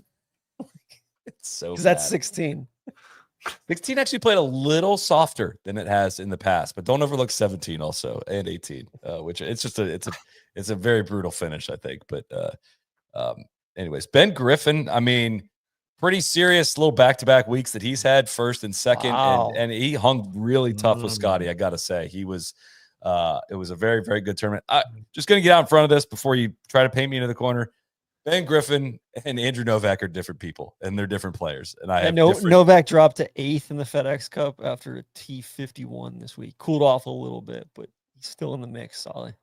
Well, for the FedEx Cup, sure. I would not say that is the same as the Ryder Cup possibility of making it. But Griffin is a different case. He's longer, he's a little bit better ball striker, has a little bit better a longer track record, I think, than somebody like Novak. So we're not going to do the whole Ryder Cup thing, but just requesting that we treat those two different people as two different people as far as their prospects. Because I don't need convinced on the Ben Griffin thing right now. I think we still have a freaking long ways to go. Really, really long ways to go, and we're going to do this week-to-week thing. I know we are, but again, he's in a different category. Solly, I think you can. I mean, I agree. He's backing it up. He's playing great golf. I think he's probably a tier above Novak at this point right now. But I think Novak's going to keep playing good golf too. I think you got to throw Brandt Snedeker for sure, kind of in the conversation. 65 today. 65. He was lighting up the PGA Tour app with the fire emoji next to his score, which is the most exciting thing on there these days. So Snedeker gets a sponsor exemption into this and goes from 165 to 96th. Next Cup. Again, to your point, Solly, like you should be able to get dollars from this, but you shouldn't be able to get FedEx Cup points with a sponsor exemption. I think that's such a no-brainer compromise there. I mean, yeah, it makes all the sense in the world. I just want to say Snedeker was 3-0 on the 2016 team. If we're looking for some past people to I think you would be pro Brandt Snedeker over Andrew Novak at this point. That's how dug in you are. Or Keegan, who by the way finished T7 this week. Again, TC, read it back. What's my Keegan Ryder Cup take? You can read it back to me. I'll let you fill in the blank here. That you think that people should never be allowed to change their minds and adapt to the situation at hand. That's no notes. That's perfectly well done. Keegan said offhand that I'm going to do what's best for the team, but I'm the captain and I'm going to earn my way on. Well, he's playing good golf and he might earn his way on. Again, he has a mountain to climb to earn his way on. He has so many points he needs to earn. I think he's subjectively earn his way on. There's different ways to earn your way on. You know who has earned their way onto the team? I'm going to say it right here. TC, a lock for the Ryder Cup. Big Rick Fowler. Oh, Rick's a lock for the British Open. He got in the British Open Championship. Through a sponsor exemption to this. Got to show him some signs. Solly, that's big of you to finally call Sepp a lock. I think that's really fair in June. I thought in February, whenever that was a bit premature, but it wasn't. He just believed in something. He's making the leap. He has had an incredible season. He's a completely transformed player over the last 2 years, and he has competed on a lot of different styles of golf course. And this should have jumped off the page. I don't know how I wasn't in any of my pre-week plays, but anytime like distance isn't like a total premium, Sepp Straka is around the entire season. He's just been right there. So also props to him, 74, 73 the first 2 days. He was 3 over par going in the weekend. He was 8 under on the weekend. Which is wild. That's some serious golf on the weekend. So the Nick Taylor catastrophe was averted. Nick Taylor finished solo 4th. Russell Henley, little sign of life. Haven't heard from him in a little while. He was T5. Mav also T5 with a really good 5 under par weekend. And the T7 group, Snedeker, Tom Hoagie, Ricky Fowler, Keegan, and Jordan. Jordan stunk today. He was I wish you guys could have seen this round. He was all over the place. Did he bounce one over the bridge? He hit one short of the bridge on 11, this tiny little thin walkway. It like kicked right and went down the bridge onto the other side. And he failed to get that one up and down, but he made a mess all over the place. Chunked one into the water on 9, got up and down for bogey there. He hit one into the water from the rough on 14, but also got up and down for bogey there. That could have been a way worse round. He only shot 2 over, but he was the second worst in strokes gained approach on this Sunday, second only to Max, unfortunately. But a good, again, Speed continues to chip away, continues to play way better golf than anybody gives him credit for. So we're just going to pause on that for a second and note that, again, a top 10 finish for Speed. I'm giving him credit. I think he's a really good player. I just think you're talking to the haters and losers that came at you after your Ryder Cup take on our podcast. I'm couple weeks ago, right? I'm just noting for everybody that just screams that Spieth stinks. He doesn't stink. If you think he might stink at Ryder Cup, that might be right. You might be right there, but he doesn't stink at golf right now. No, but God, there's such a gulf between him and Scottie Scheffler. Yeah. So like he does kind of stink. Like Scotty's the standard, right? And everybody else might stink, you know, save for a couple. But I think we're comparing Spieth against who are his peers that we're actually comparing him to? I feel like, man, Scotty's the guy you need to be chasing. Andrew Novak, Ben Griffin. Here's what it is. It's a comparison to what he was in 2015 to 2017. That's the mistake that everybody makes. But I think we can put that aside because I think we have something way more important we can probably get to. Is we have the United States Women's Open champion calling in live in celebration. Maja Stark, congratulations. How are you? Thank you. I'm good.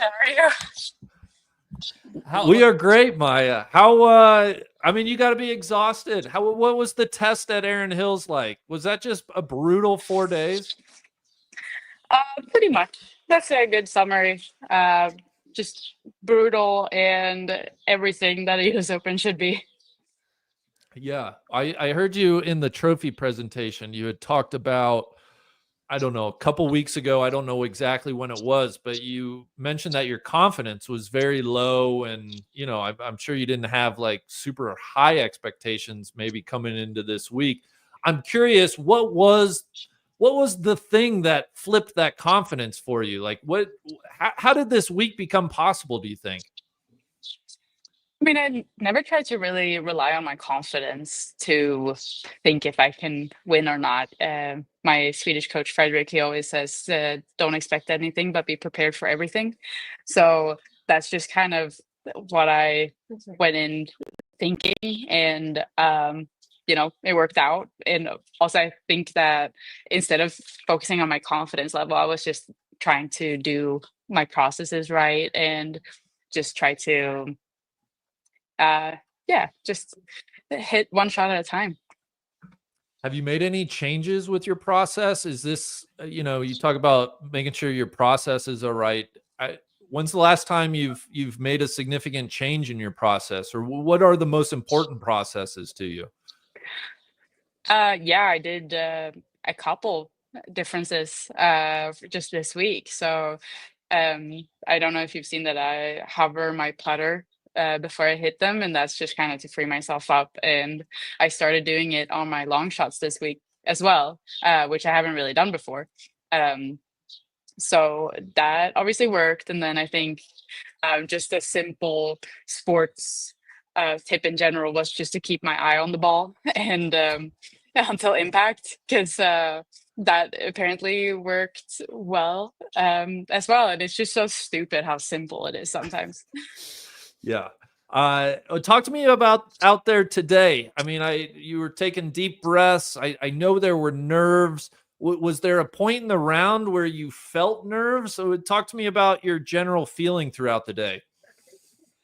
Yeah, I felt less nerves than I thought that I would this morning when I was just, hanging out at the hotel and coming to the course. I didn't really feel too weird, but then I think on the first hole the nerves started creeping up, and the feeling of I don't want to mess up came in, and that's not a good feeling. So but it was kind of funny on the first hole when I ended up in the rough by the green.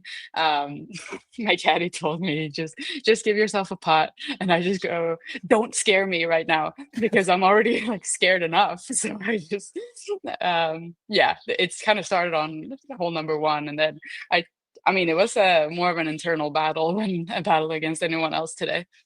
What was the toughest stretch as far as internal battle? Like, it seemed like there was a big shift in momentum, 10, 11, 12, where you really seemed like you kind of locked in, and you weren't all that pleased with your approach shot on 10. And then you had a great lag putt there, and then 11 and 12, it seemed like you really, kind of settled the nerves a little bit. What was the toughest stretch today for you on that front?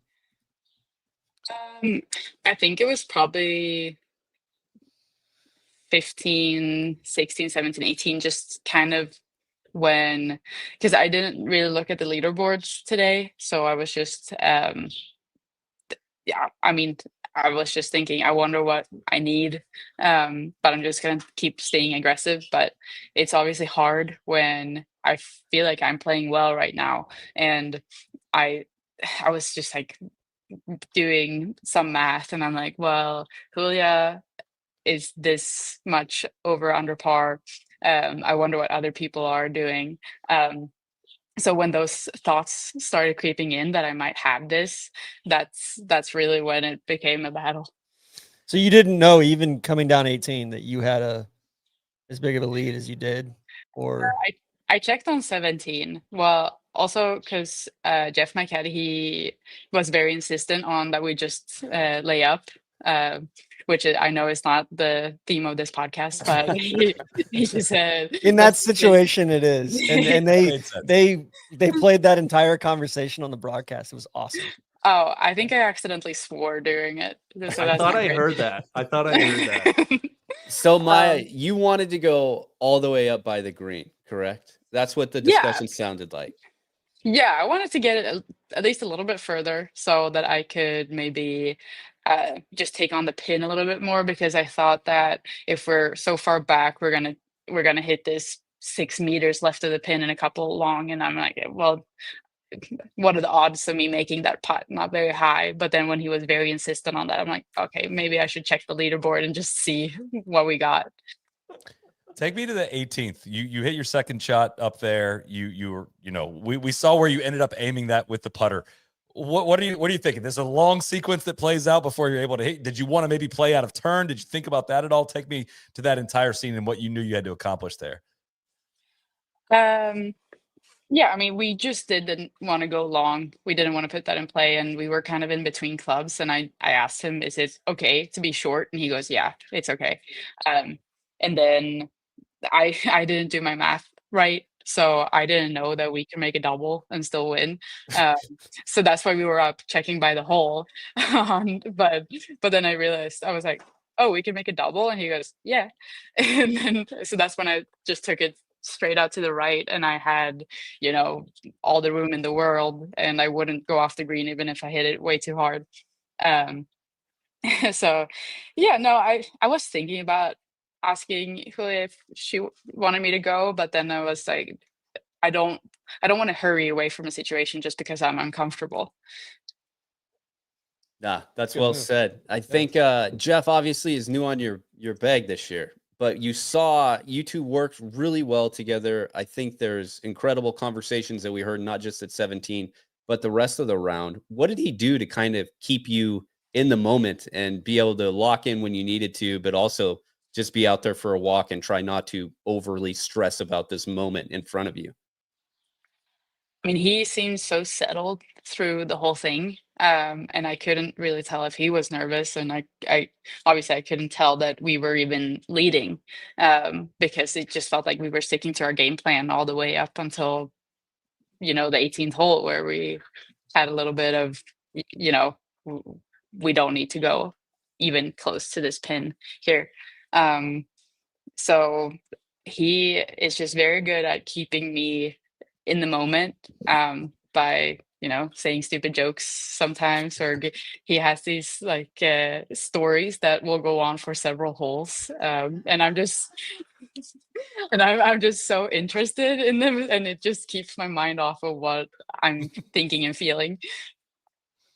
Maya, I had said earlier in the show, I thought your chip, your third shot on number 2, was like very, very important. You hit a fabulous chip. You made your par putt. You ended up, running off 5 straight pars before birdieing 6. I'm curious, what do you think was the most important shot you hit today? I think it was the lag putt on 18, just because of the nerves, and you never want to think that, oh, it's fine, I can 3-putt this, so I'm just gonna whack it down there. I just still wanted to hit that very close, and it was crazy how fast that putt was. But I definitely think on number 2 that because I was practicing a little bit more of a stiff arm chip shot this morning, because I knew that if I'm in a pressured situation today, I don't want to get my wrists going in my chipping because that can make the contact less solid. So I was very happy that that one worked out, and then that also gave me a bit more freedom after that, because I felt like even if I miss a green in kind of a funky spot, it can be okay. Yeah. Maja, what was 15 on Saturday? Seemed like it kind of put a lot of people in a weird spot mentally of just having to really think and figure that hole out. How did you approach that Saturday, and how does that differ from week to week on the LPGA Tour? Yeah, I tried to go for it, but obviously we had a long wait, and I knew that. And so when we got up there, it felt like the wind was kind of from 4 o'clock, so it was kind of downwind.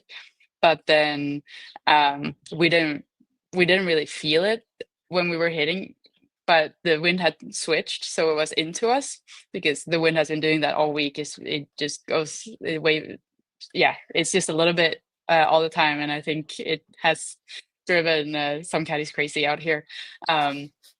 But so I ended up short, and then I was just like, I'll take my par and I'll run with that, because it's a US Open, and if you make a par on a hole, you'll be happy. I like that. What last question? I know you got some celebrating to do, which is the question. What's the celebration going to be like tonight? Where are you going? What's happening tonight? I have no idea. I don't even really know where we are in relation to anything right now, so I don't know. I don't know where I'm going. You're in the caddy barn. That's a really good spot to celebrate caddy right barn. there. Yeah. Our buddy DJ lives down in Milwaukee. We could send you to his house. He might have some beers or something for you. Get spotted cow. Maja, does it feel like you're a major champion? Has it kind of sat in yet, or still just kind of on cloud nine? Yeah, nothing, not at all. Incredible. Do you think you learned anything about yourself today? I learned that if I just have the mindset of saying just hell yeah, like let's do this, instead of being like, okay, just hold on. When I come in with that mindset, I'm gonna play decent golf instead of just like trying to hold on, which I feel like I've done before when I've had a lead. Hell yeah. We can all use some of that ethos in our lives. So I know you got a very busy night ahead of you. Thank you for spending 10 minutes with us. Congratulations. Major champ. Major champion Maja Stark. Thank you so much for joining us and making time for us. Congratulations. Have a great night. Celebrate. Thank you, guys. You, Maja. Thanks, Maja. How cool was that? Thank you to the USGA who helped arrange all that. Cody working the scenes back behind the scenes, pulling me out of a we got a spiraling party speed for combo. her. Come I on. know. She's awesome, man. She's just like somebody you want to go have a beer with. Like, she was great when we played with her at Harding Park, and I've been a fan of her since. And Ludwig speaks the world of her, and it's just good people. So that's what got me so tore up yesterday when DJ was giving her such a hard time about her chipping. I'm like, no, you weren't there during our pro-am. Like, we had to chip in on 18 to be in the contention here. And she was like, no, guys, I got this shot, and literally just knocked it in. We're like, holy shit, you're like really good. We thought it might be to win the pro-am. As it ends up, it was just to finish, I think, in a tie for second in the pro-am. But we were still excited. We were hooting and hollering. Guys, I didn't realize Maja was 2 over making the turn on Thursday. Yeah. And then she played, final 63 holes, like 9 under par. Jeez. Very impressive. Also, I didn't shout it out earlier. But playing from the hospitality tent or the scoring tent on 18, like Julia. that brought tears to my eyes. I mean, that was one of the most beautiful things I've ever seen. And just the way that she waved him off, and she's like, "No, I'll just play from right here. I'm good." It was amazing. Yeah. Bones was very complimentary of Julia. Sorry, just the way she hits the ball. I'm hopeful I'm hopeful we see a lot more of her. Incredible golf swing. I think that's a likely outcome. She's not going anywhere. She's strong. So, back going down the leaderboard. Do you want to go down the leaderboard, TC, on the Memorial side? Do you want me to keep plugging along here? Let's see here. couple noteworthies at T12 I thought were Cantlay, English, and Burns. JT Taylor shot 80. Pendrith, of course, too. Of course. JT shot 80 in the opening round. Battled back was 69, 71 in the middle rounds, and then shot 73 to finish in a tie for 31st, but battled back from a disastrous opening round. Solly, I'm blown away at the number of like Ryder Cup locks or adjacent dudes who are in the top 20 this week. But speaking of which, Ludwig 77 on Saturday, and I know he's been he feels like he's close, and I think he had some things last year with the meniscus that kind of crept into his swing, and so I think he's really close from a swing perspective. When we finally saw it's bogey free 66 today, which was needed to see some signs of life from him. And then had that flagged early week of like, when are we going to start worry a little bit about Ludwig, which we're not fully out of the woods on that one, but good. Yeah, I'm not worried at all though. And somebody else I'm not worried about at all, Tommy. Tommy went shot 270 today with a triple bogey on 12 today. So he played well. Akshay played well today. Akshay shot 80 on Saturday, or he might have won this golf tournament. He shot 70, 69, 80, 70. He had a tough go of it, unfortunately. But T16 and somebody we haven't talked enough about for Ryder Cup. That's on me. I'll own that one. Ryan Gerard stays hot. T23 for him, making the most of these Siggies. Foxy T20, Big Bob T20. Victor Hovland T25. He I was really happy to see him exploring Ohio's Native American, like Indian, like the burial mounds. He was out in Miamisburg today, and I think he went to another one. He was going all over Central Ohio, looking at all these mounds. God, I should have sent him out too. I wonder if they still do. Solly, did you ever go out to that Tecumseh, the outdoor drama? I'm sure. We should have sent our guy Vic out to that. Well, he went to the Shawshank prison last year and this year. Like he went two separate times. I think he brought one of his family members to the Shawshank prison. That's on awesome. This trip, Solly, one other thing, I think Jacob Bridgman, Ryder Cup hopeful, T31 for him, 78 today. So he's got his work cut out for him.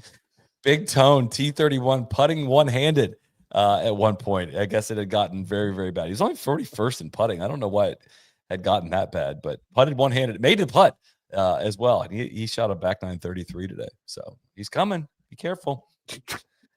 Any notable miscuts?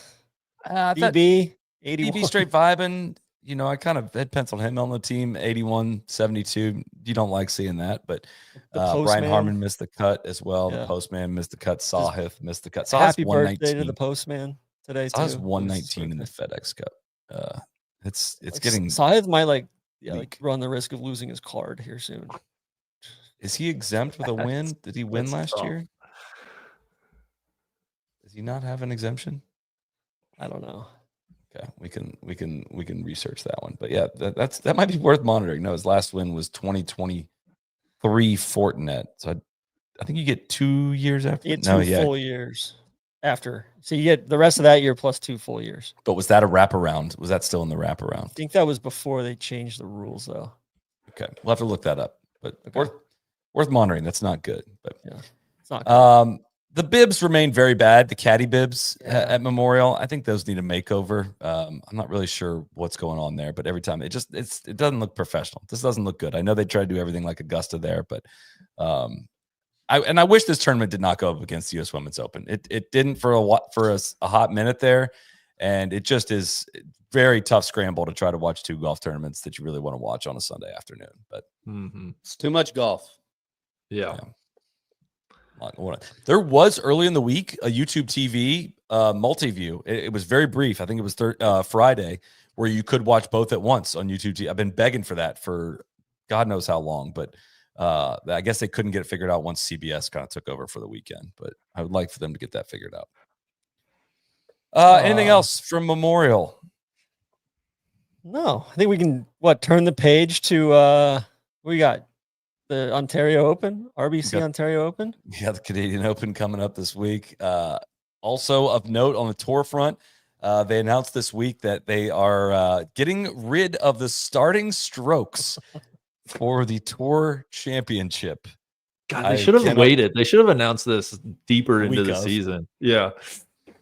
I think all right. I think it's a nuanced thing where I think it's the right move to just do away with the starting strokes because they're stupid and it's contrived. And they also acknowledged in that the fan forward research informed player led changes. So they went out of their way to call that these were player led changes, but they couldn't agree on the like a stroke play into a match play thing or something like that.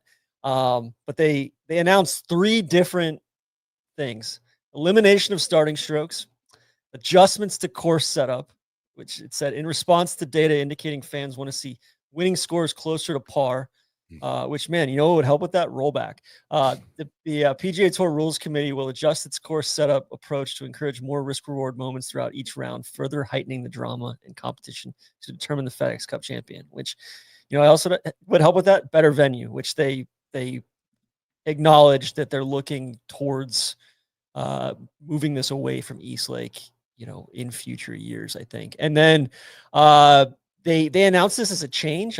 One of the 3 meaningful changes, the toughest tournament to qualify for, which it will remain at 30 players in 2025, which that's not a change. So it's just a straight 30-man tournament, and the winner wins the FedEx Cup. That's correct. Which is kind of sick. Like, I bet the players are going to hate that. I love it. It's like back to the days of Bill Haas. It's the worst of all worlds, though. So again, reminder, there was a FedEx Cup race and there was a Tour Championship, and they still played for points, and it was confusing who was going to win it at the end. That's why they went to the starting strokes to try to stimulate that in one very easy to understand experience for the viewers. Everybody, of course, freaked out about that and hated it. Now we're just playing straight for the whole Tour Championship, which to me, if I was Scottie Scheffler, he's probably still going to win. I don't know if I'd be too happy right now. The season started under a different premise than what it's going to finish under. Like, that's what I mean. So sick. If you're, take Scottie out of it, who I'd probably like don't. Taylor Pendrith is 29th right now. All just made up. Yeah. Wait a second. Let's say Taylor Pendrith wins the FedEx Cup. How pissed would you be if you were Scottie or one of the other or us 10 or 15 guys? But doesn't this change also make it big? Like, this is going to hurt the BMW Championship and the FedEx St. Jude. Yeah. Like, people can just sit out. Rory doesn't have to play. Rory's already said he's going to skip Memphis, I think. That's sick. I hadn't thought of that. Which is wild. Like, like Rory didn't call Jack. Yeah. I think that's a little bit shitty. We can get to that, but yeah, I know it's a holdover, and I hope that they are heading towards match play. I hope they're heading towards reimagining this championship. I've said this for years and years and years. They are caught between calling this a playoff and trying to make it feel like the person who's supposed to win wins. Like, if you the Comcast Business Top 10, I can't believe I'm about to say this sentence, it is like the gift for the person who's supposed to win, who had the best season. If you want to have a playoff, you have to have guys playing off. Like, that's what a playoff is. You're just hosting end of season golf tournaments. That's not a playoff. Like, the undefeated Patriots didn't win the Super Bowl that year. I still think the best possible thing that they could do this year only, see if it works, is they don't do starting strokes, but Scottie gets to play from a forward tee box. Or Scottie gets to play from the 2-ups, and then on all the holes, and certain guys get to play from the 1-ups, and it's kind of staggered like that, and you give him a little bit of an advantage there. I think that would be sick. He doesn't even need the advantage, but that would be sick, right? Yeah.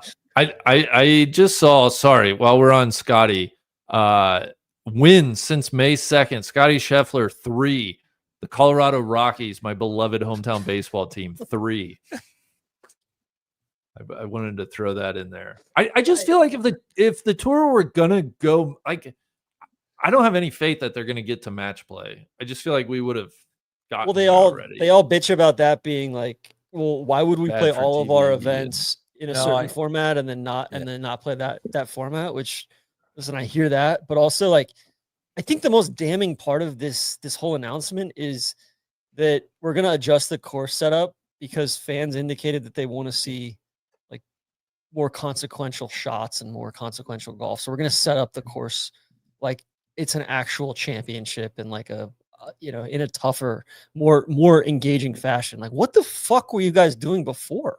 I kind of interpret that different. I feel like it's almost dumbing it down for like the most popular response, which I don't think is like, I get the idea of that on paper of, in theory that leads to more people watching, but also you got to have some, you can't, there's not a, who thinks I should fly the plane vibe going here that I think is going to be a positive thing. Like, you should trust your setup team, trust the people that think about this way more than the fans do about how to set up a tournament. You can manipulate par so easily. Don't try to pander to fans just to make the par number as pretty as possible. And they're going for par and for more risk reward stuff too. And it's like, it'd be a really simple thing would be like, if, so like fans want to see less birdies, or a birdie actually means something, or a separation between good and great shots. Like, cool. Like, it would help that going to better venues, it would help that rollback. Yeah. That they're vehemently against. Yeah, it just doesn't strike me as very serious. It's just dumbed They don't down. come across as serious.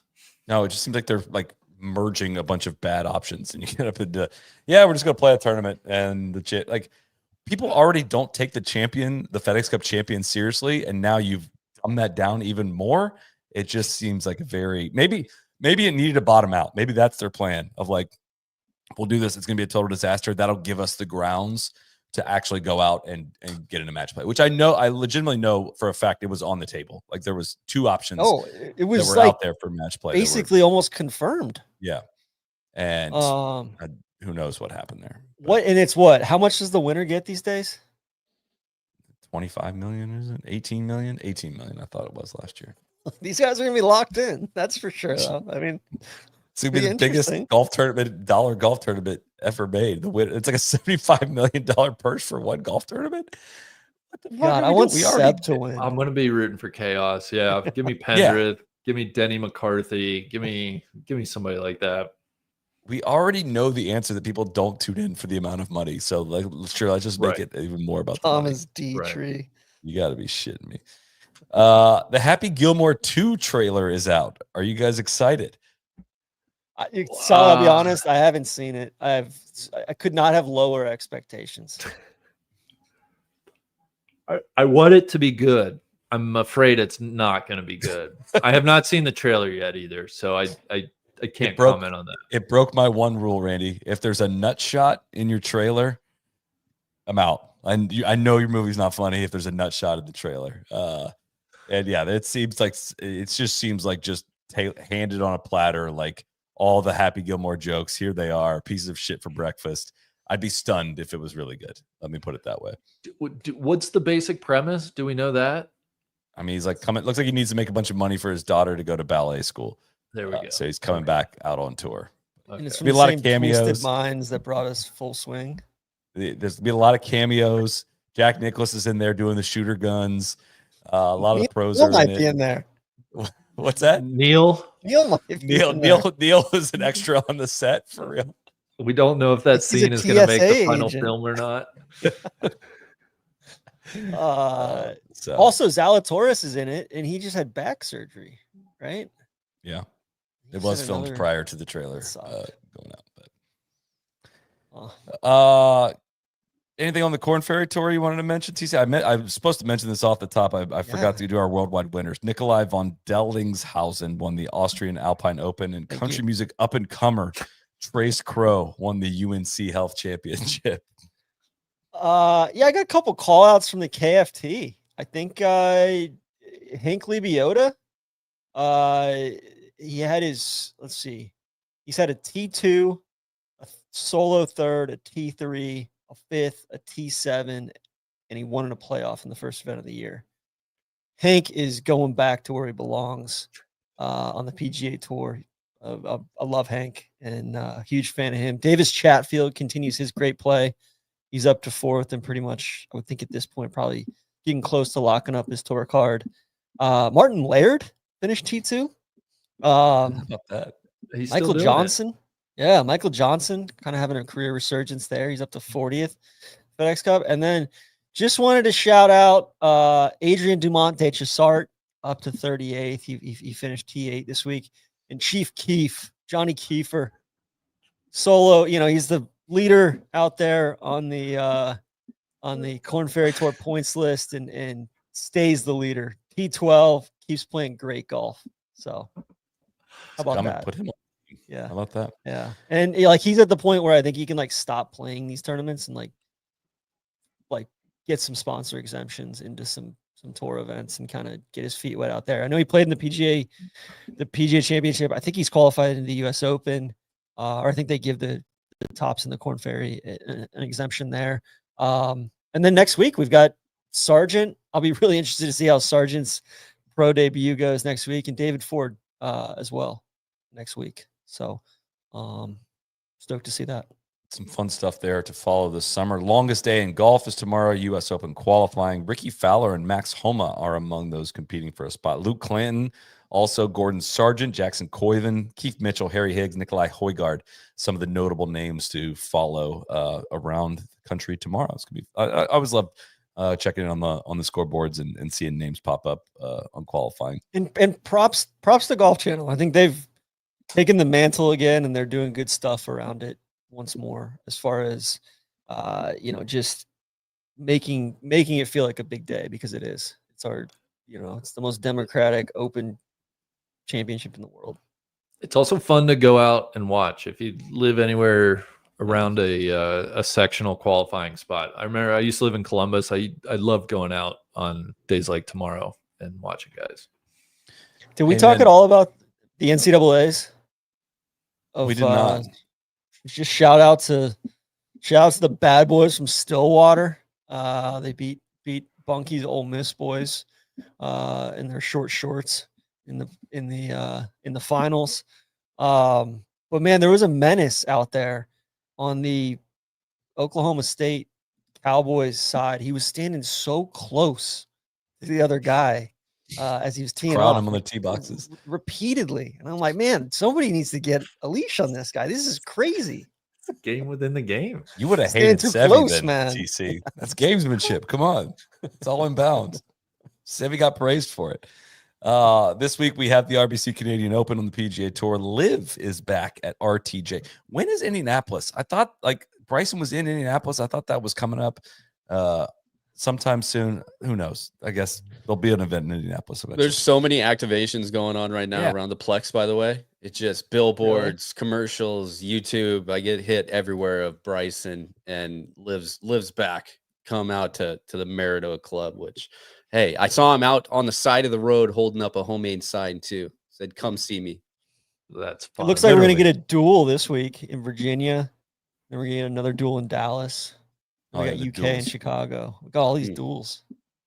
So hopefully they do a real duel and somebody gets shot. Hopefully not. Yeah. No, like the old TC, did you commit to any of these Golf duels? Club duel. You know what I mean? That's the old school duel. I challenge you to a duel. Yeah, I don't want anybody to get shot, TC. Bring DeleteMe in for that one. ShopRite LPGA on the LPGA Tour. Of course, we will have some content this week. Our Vegas video will premiere on Wednesday night of this week. Also, we have a KVV pod that will drop on Tuesday, and we're going to have an Oakmont pod that drops on Thursday. Talk to Jeff Hall about some of that. We're going to do a little roundtable discussion reacting to our little time on the grounds there. We're going to have a ton of US Open content leading up into everything. Follow us on Instagram, on the No Laying Up Podcast YouTube channel. We're going to have live shows around all that. Of course, we're not live next week, but got a lot of fun stuff coming. In the pro shop, we have a restock of the Imperial Performance dad hats that has hit the earth tones with the Wayward Drive. We got navy, white, and gray with Wayward Drive and No Laying Up script logos as well. We got more hats coming this week as well. The NLU Pro Shop, it's at NLU Pro Shop. Instagram is where you should follow to see where all of our newest and latest drops come in. Anything else before we wrap, guys? No, good week of golf. Great week. Congrats to Maya. Really, really good week. Appreciate you guys all that went into the live show last night as well. If you're craving for some more content, there's a bunch of stuff in that episode if you happen to have missed that. Thank you to High Noon. Thank you to Titleist, DeleteMe, and Yeti as well. Thanks to Maja Stark in the USGA for arranging that on a incredibly busy night for her, getting a brief call in. That's always a thrill and a rush on these live shows. So DeleteMe is sick. Yeah, I'm, it is. I'm in. And thank you to the viewers that tune in live on Sunday nights after some of the biggest events in golf. These are the highlight of what we do to bring you these shows. So smash that like button. Thank you, everyone, for tuning in. Cheers.